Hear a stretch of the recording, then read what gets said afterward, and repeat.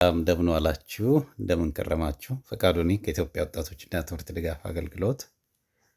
ይሄ በጣም ብዙ ጊዜ ውስጥ የሚመላለስ ማህበራዊ ሚዲያ ላይ ከመጣሁ ውስጥ 10 ዓመት አካባቢ ሆኖኛልና በሁሉም በፌስቡክም በሊንክዲንም በተለያዩ ፕላትፎርሞች ዩቲዩብ ላይ ጨምሮ በኢትዮጵያ ምክንያት አለሁኝ እና ሁሉ የሚገርመኝ ጉዳይ አለ። ስለ እውነት ነው የምላችሁ፣ እጅግ አስተውዬ ማለት ነው ቅን ሆኜ ለወጣቶች የሚጠቅም ብዙ ሰው ቢያየው ነገር የሚያገኝበትን ነገር ሼር ሳደርግ ብዙ ሰው አያየው። የሚገርም ሁኔታ አይታይም። ተራ ነገሮች ደግሞ ብሎ የሳቅ ምናምን ፎቶ በቃ ተራ ቀልድ አይደል የወራረዱ ነገሮችን በቃ ምንም ያን ያህል የሚጠቅም ነገር የሌለው ነገርም ሼር አድርጌ ያለው ፎቶ በተለይ በጣም ብዙ ሰው ሼር ያደርገዋል ምናምንና ግርም ይለኛል።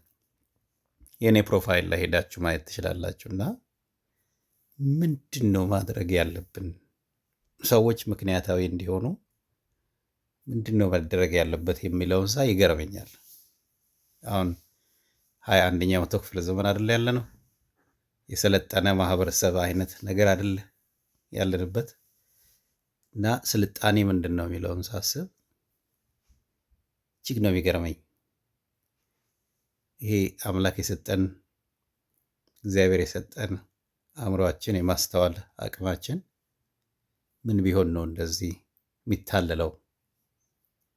ከጥሩ ነገር ይልቅ ተራ ነገሮች ውስጥ ምንድን ነው እዛ ውስጥ የሚያስገባን የምለውን ሳይ ግራ ይገባኛል። እና እስቲ እንደው የራሳችሁን ሀሳብ አስተያየት ጨምሩበት። ይሄ የኔ ብቻ ነው? ምናልባት ተሳስቼ ነው ወይስ ሌሎቻችሁም ነው? ማህበራዊ ሚዲያ ላይ የምታዩት ነገር ምንድን ነው ይመስላችሁ?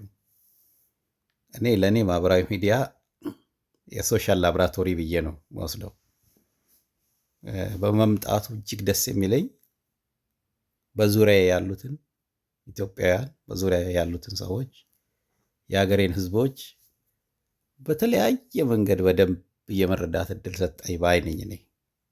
በጣም ለምሳሌ አንድ ምሳሌ ልንገራችሁ። ምሳሌ ሃይማኖታዊ መልእክቶችን በጣም ትልቅ ነገር ስለሆነ ማለት ነው። ሃይማኖት ቀላል አይደለም። ዝም ብለን ለሚዲያ ፍጆታ የሚሰራ ነገር አይደለም። ያው ችርቻሮ የሚያደርጉትም ብዙ እንዳሉ ከሰው ከወንድማቸው ወይም ከእህት በላይ እንግዲህ ያው በመንፈሳዊ እይታ ሁላችንም ወንድምና እህቶች ስለሆንን ማለት ነው።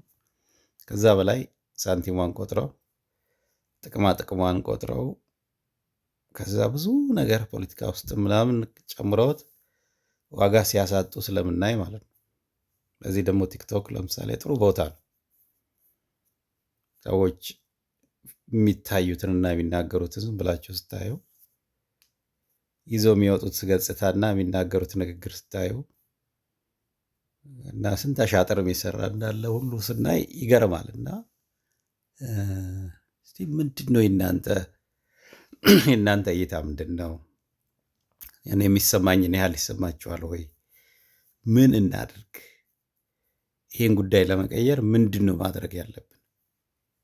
እስከ መቼ ድረስ ነው ከተሻለ ሀሳብ ይልቅ ተራ ሀሳብን፣ ሰውን ከሚያግዝ ይልቅ ሰውን የሚጎዳ፣ የሰውን ጊዜ በጥሩ ሁኔታ ከመጠቀም ይልቅ የሰውን ጊዜ የሚያባክን፣ ትውልድን የሚያሳስት ነገሮችን የምናባዛው ለምንድን ነው የሚለውን እንደው ይሄ እንድትወያዩ እንድታስቡበት ፈልጌ ነው። ምናልባት ተሳስቼም ከሆነ ተሳስተሃል በሉኝ።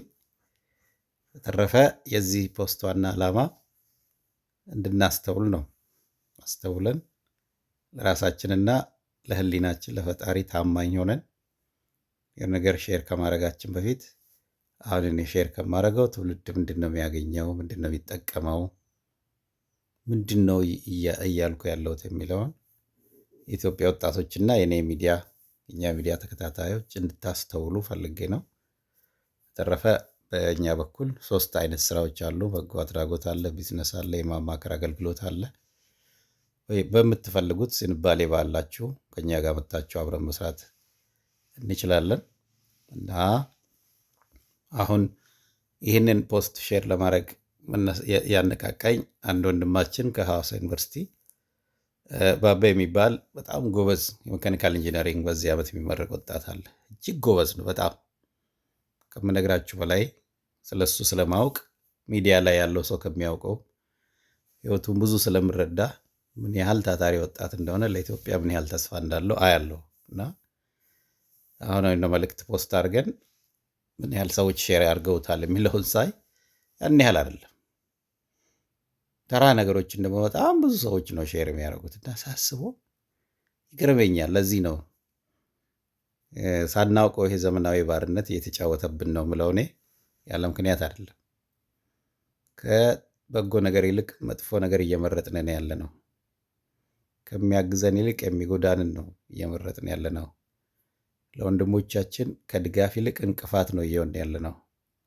ስለዚህ ዘመናዊ ባርነት ውስጥ ነው ያለ ነው የሚል የማንቂያ ደውል አይነት ማስጠንቀቂያ የሚሆን ሀሳብ ለኢትዮጵያ ወጣቶች እየነገርን ያለ ነው። እስቲ ሀሳብ ስጡበት። እግዚአብሔር ይስጥልኝ።